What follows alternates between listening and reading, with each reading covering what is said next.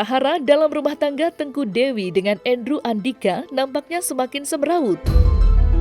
Setelah sempat mengungkap adanya dugaan perselingkuhan yang dilakukan oleh sang suami, kini Tengku Dewi pun akhirnya melayangkan gugatan cerai kepada Andrew Andika.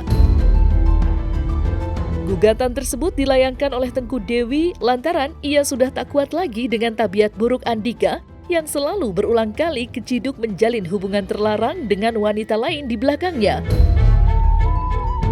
Dengan hal ini, Minola Sebayang selaku kuasa hukum dari Tengku Dewi pun menjelaskan jika gugatan cerai tersebut telah resmi diajukan ke Pengadilan Agama Cibinong secara online.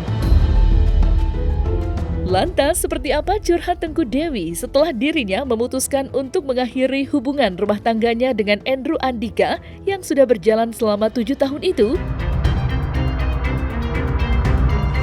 Pertimbangannya karena memang sudah bulat juga, karena mungkin hubungannya sudah tidak sehat ya kalau melakukan kesalahan terus dimaafin, diulangin lagi gitu.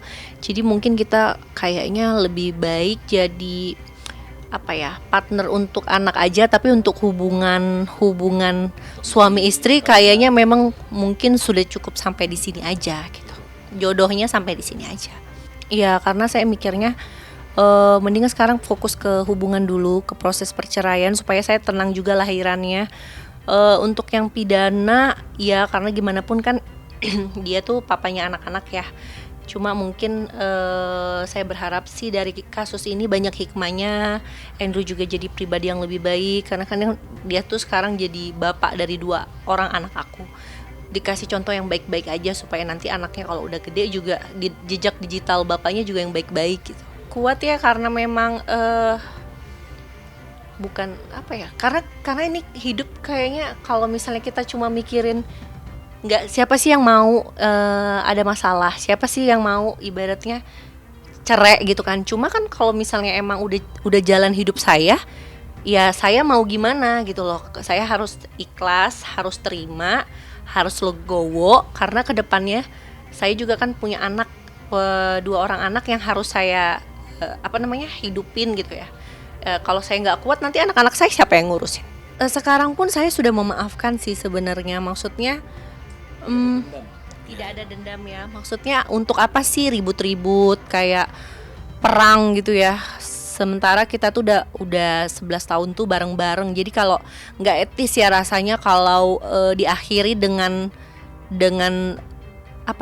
nggak enak gitu. Jadi maunya kalau misalnya emang dari awal kita kenal baik-baik, ya berakhirnya juga baik-baik aja. Jadi kedepannya juga Andrew bisa melanjutkan hidupnya, saya juga gitu. Nanti kita sama-sama deh pikirin, kan banyak juga tuh pasangan yang tetap jadi co-parent yang baik gitu, tapi nggak perlu terikat dalam perkawinan. Maksudnya jadi kita punya hak bahagia masing-masing. Mungkin Andrew juga jadi kedepannya, masa depannya juga dia punya sendiri, saya punya sendiri juga gitu. Iya, udah diposting, udah gitu, udah sampai seviral ini juga. Jadi banyak juga yang menguatkan juga ya Bang ya. Banyak istri-istri juga yang ternyata sudah melewati ini juga, ternyata bisa gitu.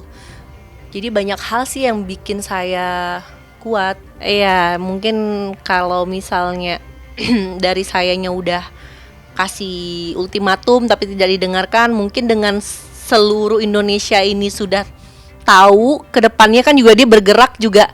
Kalau mau aneh-aneh, apalagi udah jadi bapak gitu kan, jadinya hati-hati gitu ya, kayak semua mata tertuju sama lo nih gitu.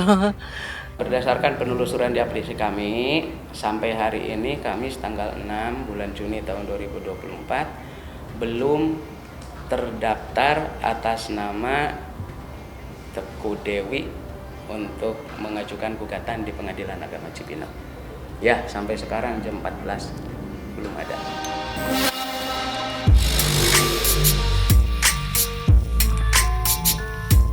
Pasca resmi menggugat cerai Andrew Andika, kini Tengku Dewi nampaknya belum bisa bernafas lega. Wanita berusia 36 tahun tersebut nyatanya masih ingin memperjuangkan hak asuh anak agar jatuh kepadanya. Tak cukup sampai di situ, Tengku Dewi sendiri juga menuntut nafkah atas kedua anaknya kepada Andrew Andika. Dalam hal ini, Minola Sebayang juga menegaskan jika sang klien tak ingin mempermasalahkan harta Gonogini dan hanya berfokus pada tuntutan yang ia lampirkan ke Pengadilan Agama Cibinong kemarin.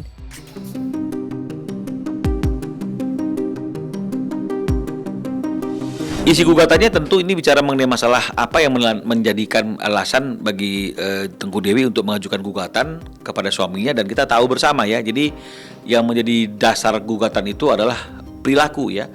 Perilaku di mana suaminya ini sejak tahun 2018 atau di awal-awal perkawinan itu kan tidak bisa setia, tidak bisa menjaga kesucian rumah tangganya, tidak bisa menjaga martabat dan harga diri istrinya, karena berulang kali itu ketahuan memiliki hubungan dengan orang lain yang bukan muhrimnya gitu ya. Nah, jadi tentu ini kan membuat si Dewi malu ya. Tapi ketika berulang lagi, tentu ini yang membuat Dewi berpikir ini sudah nggak bisa lagi dimaafkan ya.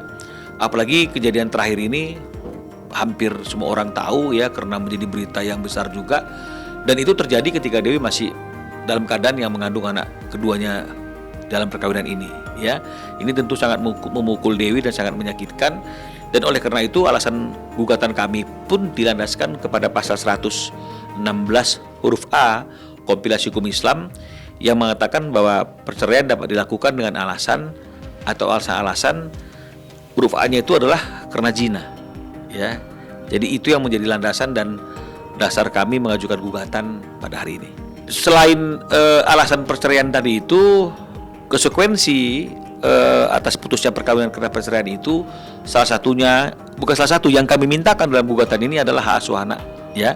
Satu adalah hak asuh anak, karena kan anak pertamanya itu masih berusia lebih kurang 3 tahun, dan anak keduanya bakalan lahir mungkin dalam 1 bulan atau dalam beberapa bulan ini ya. Jadi itu pasti masih membutuhkan yang namanya pemeliharaan dan hak asuh dari seorang ibu.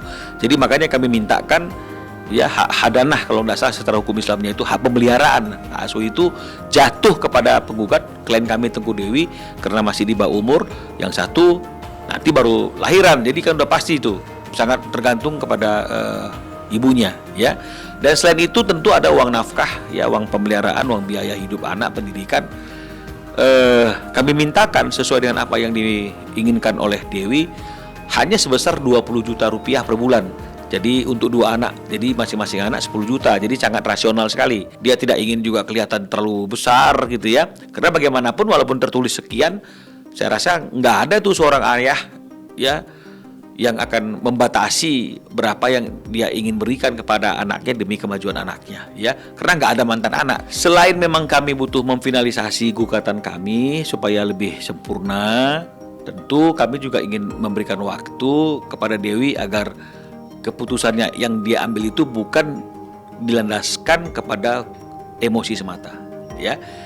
Jadi ketika sudah ada 1 minggu ya, lebih kurang 1 minggu, itu cukuplah dia untuk berpikir tenang, berpikir dengan baik, dan hari ini dia cukup tenang dan dia tetap menyatakan abang boleh daftarkan gugatannya.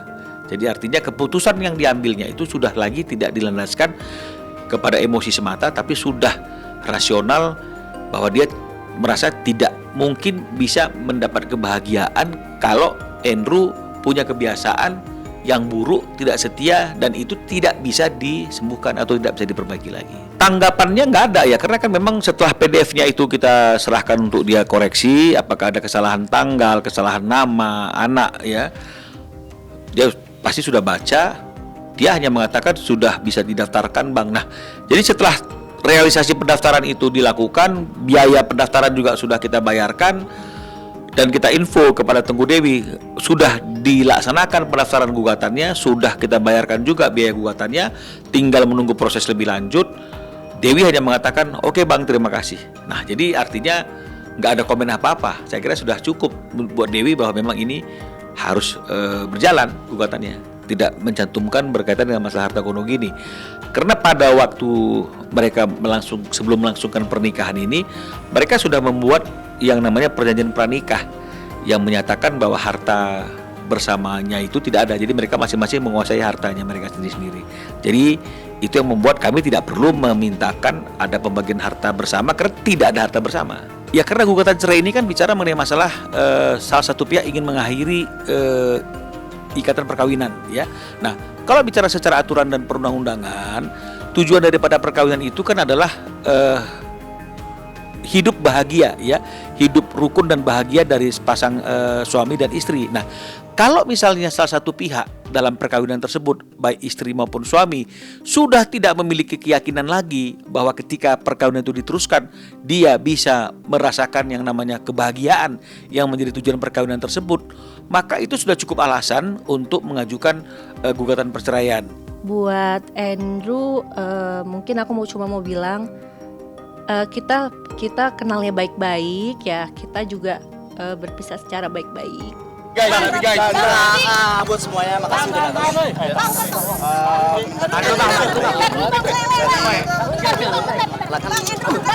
Bang Teddy. Doain aja yang terbaik. Masih ya.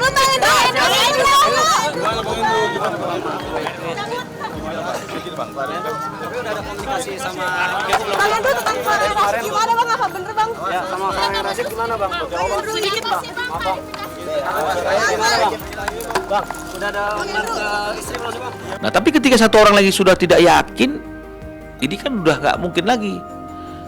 Kalaupun misalnya kemudian dipaksakan tetap terikat dalam satu perkawinan, maka ada satu orang yang akan disakiti, maka akan ada satu orang yang dijolimi. Siapa? Orang yang sudah tidak yakin bisa hidup bahagia lagi kalau masih terikat dengan perkawinan dengan orang itu. Nah, jadi saya kira majelis hakim juga pasti akan melihatnya seperti itu. Karena kalau misalnya kemudian majelis hakim menolaknya, maka kan majelis hakimnya kan juga patut diduga jolim, karena di sini ada orang yang disakiti, yang dikhianati, yang dia sudah tidak yakin, sudah sangat-sangat tidak yakin bisa bahagia ketika masih tetap terikat dalam perkawinan dengan pasangannya. Nah, selain kalau kita paksakan kita jolim, kedua berarti kita sudah menentang aturan yang diatur oleh undang-undang mengenai masalah tujuan perkawinan adalah untuk mendapatkan kebahagiaan, bukan ke salah satu pihak, dua-duanya harus bahagia loh.